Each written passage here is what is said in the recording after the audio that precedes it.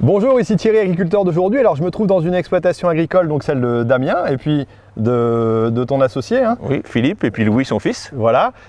Et puis donc on va essayer de regarder un petit peu, vous allez voir qu'ils sont un petit peu picousés jeunes dires. D'ailleurs, si on regarde un petit peu sur les réseaux sociaux, vous pouvez retrouver la chaîne Facebook qui est… La Dam's Deer Farm. Hein. D'accord, donc qui parle un peu de ce que vous faites au niveau des travaux. Voilà, c'est le suivi de l'exploitation au jour le jour, ce qu'on peut faire, montrer un petit peu comment on travaille, l'exploitation. Ça a démarré sur le forum GTP et puis aussi sur Farm Connexion maintenant. Voilà, donc ça continue. Moi je suis venu ici aussi pour voir un petit peu, alors tout à l'heure on va parler donc avec Louis de la différence entre voilà, des pneumatiques et puis un système donc à chenilles. On va pouvoir voir ça avec lui. Mais ce que je voulais voir avec toi aussi, c'est un petit peu l'exploitation, comment vous en êtes arrivé à pas mal de matériel et puis la réflexion, j'allais dire, pour optimiser aussi ce matériel parce que c'est des choses qui sont quand même assez coûteuses quoi, quelque part.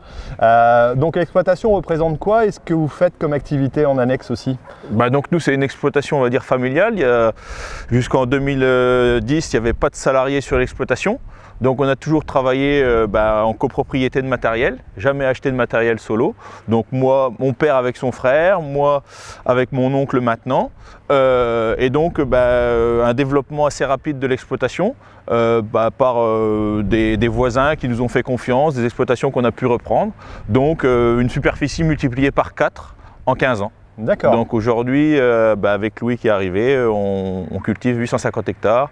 On a fait un peu de prestations auparavant pour développer justement l'exploitation, acquérir du matériel.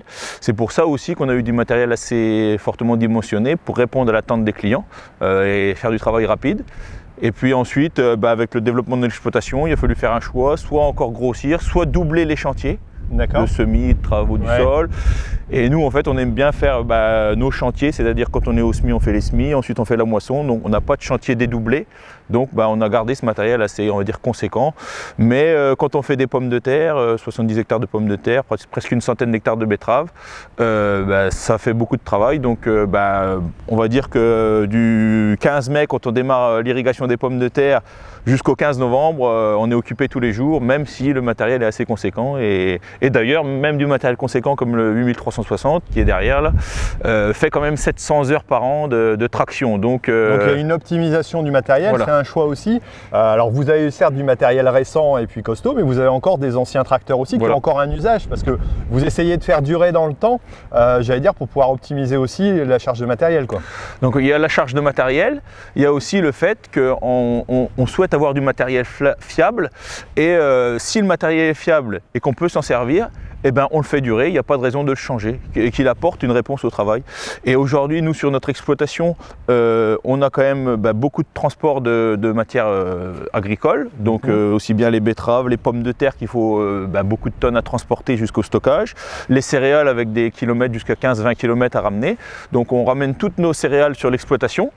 Donc beaucoup de transport, et aujourd'hui pour faire du transport, un tracteur de 200 chevaux avec une 3 essieux, ça se comporte très bien.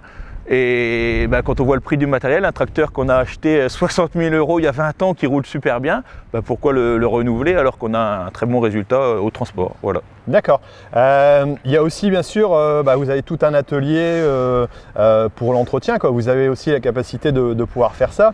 Alors là, la seule touche de différentes couleurs qu'on a, c'est la moissonneuse batteuse. Voilà. D'ailleurs, qui n'est pas un numéro normal, étant donné que… s'est fait un peu repérer, on va dire. Ils ont fait le buzz à ce moment-là sur les réseaux. Alors, c'est simplement pour vous amuser, je pense, à changer un petit peu les choses. En fait, nous, on est quand même assez passionnés de matériel. On aime bien la peinture verte, on aime bien les couleurs.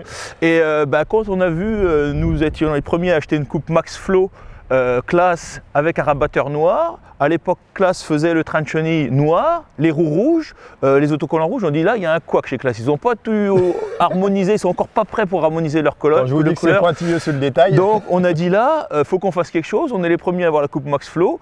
Ça doit lui donner des capacités supérieures de travail, de capacité de récolte. Donc par rapport à la 780, notre 770 doit arriver à faire le même travail. Donc on a dit on va harmoniser les couleurs, autocollant Classe noir, jante noire sur l'arrière de la moissonneuse, comme ça on a donc un train de roue et chenille noir, rabatteur noir, Malheureusement, la coupe Max Flow était un échec pour nous et on est repassé avec un rabatteur rouge. Voilà. D'accord, donc pour finir, voilà, mais tout ça pour la petite histoire, voilà, et quelque part, alors certes, une cohésion, on va dire. Certes, c'est montrer un petit peu dans le détail et puis pousser, mais c'est aussi montrer que vous entretenez le tracteur. Tout à l'heure, je voyais Louis qui montait dans le tracteur, qui fait attention aussi. Quelque part, entretenir son matériel pour le garder longtemps, c'est aussi, si vous le revendez, avoir une forte valeur de revente, je suppose. Enfin, le but du jeu, c'est soit de le garder très longtemps, ou soit de pouvoir le revendre à une bonne valeur économique. Donc, nous, chez nous, c'est vrai qu'on a été très peu intéressés par la valeur de revente. Nous, c'est vraiment, on est les utilisateurs. On a un seul salarié, mais on passe beaucoup d'heures dans nos tracteurs, on veut être bien dedans, et quand on arrive, on veut qu'on soit dans des conditions de travail optimum. Et même avec un vieux tracteur, quand il est propre et entretenu, on se dit c'est agréable. C'est agréable. Et voilà. Non, mais c'est vrai que c'est important. Après, vous avez été aussi dans les premiers à avancer au niveau technologie, sur tout ce qui est capacité à récupérer les données pour pouvoir les transférer pour votre suivi tout simplement parcellaire. Et ça, c'est quelque chose sur lequel tu es à la pointe, tu aimes bien travailler ça, quoi. C'est vrai que c'est pour moi depuis très longtemps, depuis mon père m'a mis tout petit devant l'ordinateur. À 12 ans, il m'a dit tiens, on va faire la traçabilité sur l'exploitation.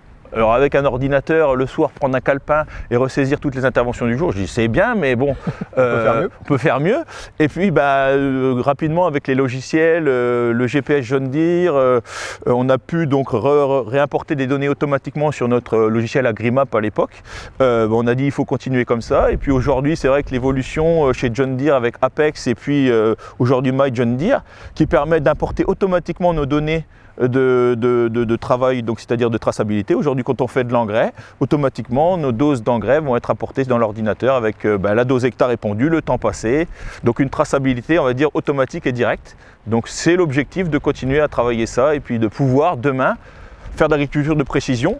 On a commencé cette année donc à faire de l'azote en localisé et en fonction de nos zones de terre, de pouvoir fertiliser au mieux. Ok, bon là je vais aller faire peut-être un petit tour avec Louis pendant qu'il pleut pour aller voir un peu comment se passe la différence entre les pneumatiques et puis des chenilles, puis on se retrouve juste après. D'accord. Alors Louis, est-ce que tu peux m'expliquer un petit peu les différences qu'il y a entre les deux tracteurs? Alors on en voit une principale. Qui est la seule. C'est qui est la seule. Ok.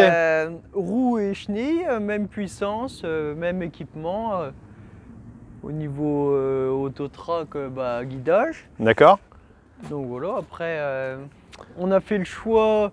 Avant on était principalement sur du jumelage jusqu'en 2013, jumelé intégral ou jumelé que à l'arrière suivant les usages, avec tasse avant. Et puis on a choisi de plus jumeler, pas pour une raison de simplicité ou de plus passer de temps à jumeler, mais plus au niveau du gabarit routier. Parce que ça passait plus sur la route? Non, on était arrivé à des largeurs de 4 mètres en jumelé en 520 et 4,50 m en 650. Ouais, donc un peu difficile de passer. Puis voilà, et puis maintenant avec des montes de 2,15 m de haut, on passait sur du 710, jumelé en 710. Alors là, on peut regarder un petit peu les pneus, on est un petit peu hors des gabarits habituels. Là, on a décidé de monter en taille de pneus pour augmenter la surface de contact. D'accord. Mets-toi à côté du pneu un petit coup pour voir la taille. Tu mesures combien? Très grand, 1,75 m. Tu mesures 1,75 m. Non mais bon, ça donne une bonne idée quand même.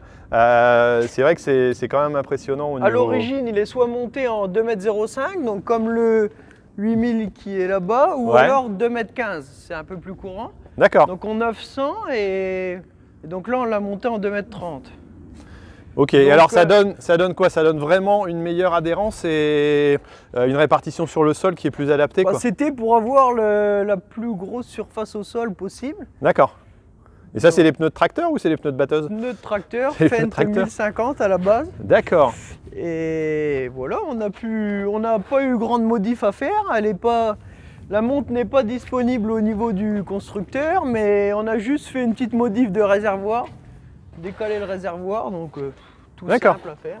D'accord, donc pas trop compliqué. Non. Ok, et après l'autre choix c'est fait aussi, alors au niveau du tracteur sur un usage, donc avec un système de chenilles. Je crois que je suis à contre-jour, non ça va aller, voilà. Système de chenilles, donc qui a été fait avant celui-là. D'accord.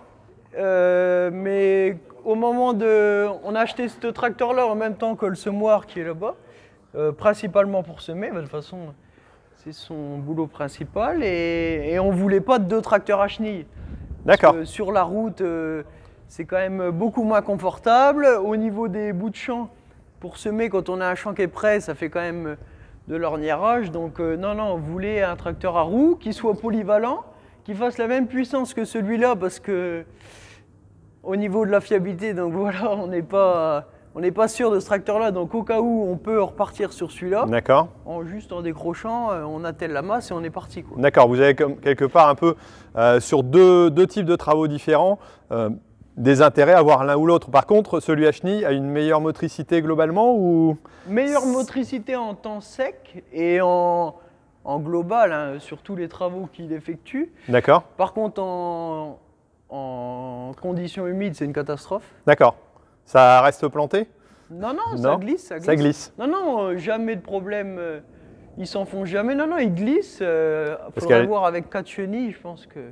D'accord. Est-ce que manque peut-être un peu de poids globalement? Non, pourtant il y a du poids. Gros problème, c'est pas de blocage de différentiel. D'accord. Donc dès qu'une chenille patine, le tracteur... Ok.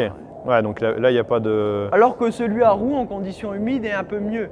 Mais on se rapproche toujours pas de la chenille. Alors celui-ci, plus adapté pour du déchômage aussi, des travaux de préparation de sol? Il fait environ 600 heures de déchômage par an. Et puis un peu de prise de force à la fraise, aux pommes de terre. On le trouve bien adapté à la fraise parce que comme on ne fait pas de fourrière en pommes de terre, on arrive en bout de champ, on arrive à faire demi-tour sur nous-mêmes et repartir. Alors que celui-là, du fait qu'il a les grandes roues, on n'a pas beaucoup de rayons de braquage, donc voilà. Donc il fait environ 600 heures, 650 heures de déchômage et 150 heures de fraise par an. Après, moi, je vois un autre avantage, c'est qu'à mon avis, on a moins de mal à monter dans celui à chenille que l'autre côté, parce qu'au niveau hauteur, il y a, je sais pas, il y a au moins 50 cm, plus que ça, 60 cm de différence, rien qu'en hauteur. On a fait une petite modif sur le marchepied pour... pour pouvoir monter quand même correctement. Plus facilement, mais bon. Ok. C'est que celui-là roule à 40, celui-là roule à 25. Donc voilà, on se déplace plus vite, mais après, c'est les outils derrière qui ne suivent pas. Donc. Et au niveau usure, alors entre les deux, il y a une différence notable sur les bandes de roulement ou sur le pneu? Alors celui-là, il a 4000 heures, les chenilles sont usées à pied. Celui-là, pour l'instant, il a que 2000 heures. On a 2 jeux de roues parce qu'on a gardé les 710 en 2,15 m pour faire de la benne l'été. Et les pneus, ils sont comme neufs. D'accord. Donc il y a quand même une usure au niveau du système de chenilles. Il fait beaucoup de route aussi, celui-ci? Ils font à peu près le même. Pareil. Au niveau des ramenés à l'heure, ils font à peu près le même nombre d'heures sur la route. Par contre, après, voilà, il y a aussi le prix d'achat d'origine. Ouais. Là, on n'est pas sur le même investissement au départ, quoi. En gros, on est sur le même investissement en achetant le jeu de roue supplémentaire, comme on a gardé notre ancien jeu de roue. Ouais. Par contre, voilà, les chenilles, elles ont 4000 heures, elles sont usées. L'autre a 10 000 heures, il aura encore ces 2 jeux de roue. Voilà, je pense qu'on va arriver à faire pas loin de 10 000 heures avec les 2 jeux de roue.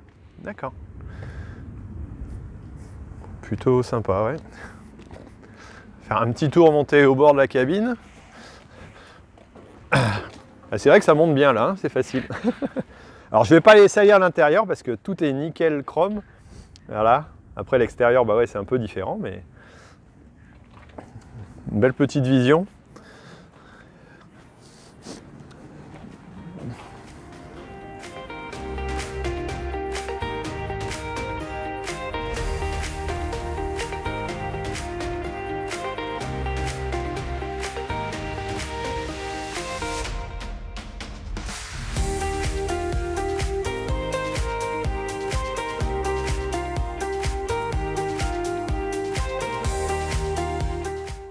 J'ai pu faire le tour et puis voir un petit peu donc, la différence qu'il pouvait y avoir entre des chenilles et puis des pneumatiques. Quelque part, il y a une complémentarité, vous, au niveau de cet usage-là, quoi.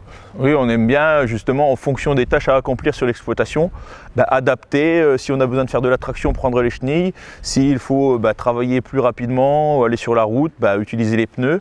Donc voilà, c'est la complémentarité des deux et d'avoir 3 tracteurs complémentaires.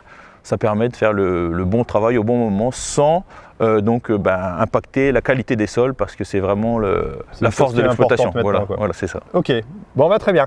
Eh ben, merci en tout cas pour cette visite. Je te souhaite une bonne continuation. Et vous, si vous voulez tout simplement en savoir un peu plus, vous allez voir donc donc la page Facebook de la Dabs Deer Farm. Voilà. Et puis moi je vous dis à bientôt et puis merci encore pour cette visite. Allez, ciao. Merci.